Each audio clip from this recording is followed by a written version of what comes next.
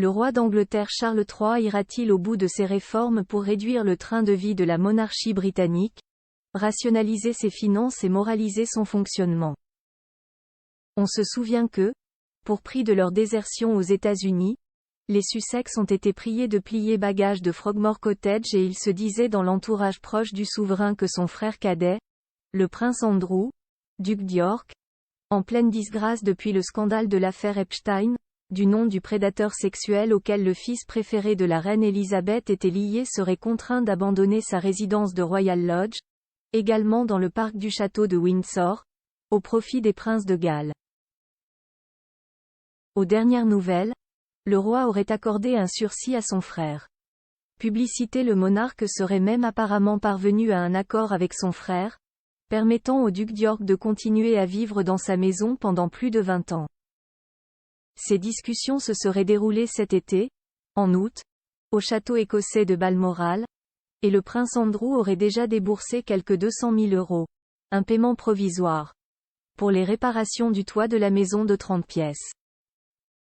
Il aurait proposé à son frère aîné et souverain d'avoir un peu plus de temps pour réunir les fonds nécessaires à de nouvelles réparations sur ce monument historique qui appartient à la couronne mais dont le duc d'York est responsable selon les termes de son bail qui court sur 75 ans.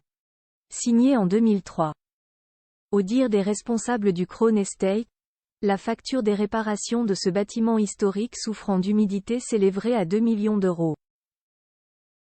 On comprend que le roi n'est pas très envie, en période de crise, de débourser une telle somme pour rénover cette maison. Mais où le duc d'York trouvera-t-il, lui, les fonds nécessaires pour financer ces rénovations, alors même qu'il ne perçoit plus de liste civile en échange de ses engagements pour la couronne dont il a été dispensé, et qu'il a dû dédommager son accusatrice Virginia Giffre dans l'affaire Epstein à hauteur de 12 millions, pour prix du retrait de sa plainte. Peut-être l'héritage privé de la reine Elisabeth lui permettra-t-il de conserver son logement qu'il partage avec son ex-épouse Sarah Ferguson. À l'origine, Charles III voulait déloger son frère Andrew. Charles III voulait déloger son frère Andrew de Royal Lodge pour y installer l'héritier du trône et sa famille, en l'occurrence les princes de Galles, William et Kate, et leurs 3 enfants. Mais ceux-ci clament qu'ils sont parfaitement heureux à Adelaide Cottage, une maison de 4 chambres, sur le domaine de Windsor.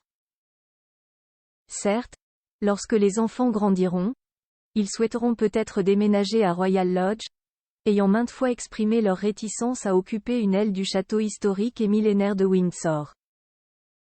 Mais les York n'ont visiblement aucune intention de quitter Royal Lodge, pour lequel ils ont un bail qui court encore pendant 55 ans et dont ils gardent donc la jouissance, avec l'accord du roi, pour peu qu'il paye les travaux de restauration. Le roi est un pragmatique, note un de ses conseillers, le calcul est vraiment très simple. Le financement des rénovations par le duc d'York signifie qu'il n'y aurait aucun coût pour les finances royales et certainement aucun coût pour le contribuable. Ainsi, Andrew a-t-il gagné le droit de conserver son domicile où son épouse se repose avec une opération, suite à un cancer du sein. Reste à trouver dans le domaine royal de Windsor une demeure assez grande pour accueillir les princes de Galles et leurs 3 enfants lorsqu'ils se sentiront à l'étroit dans leur petit cottage.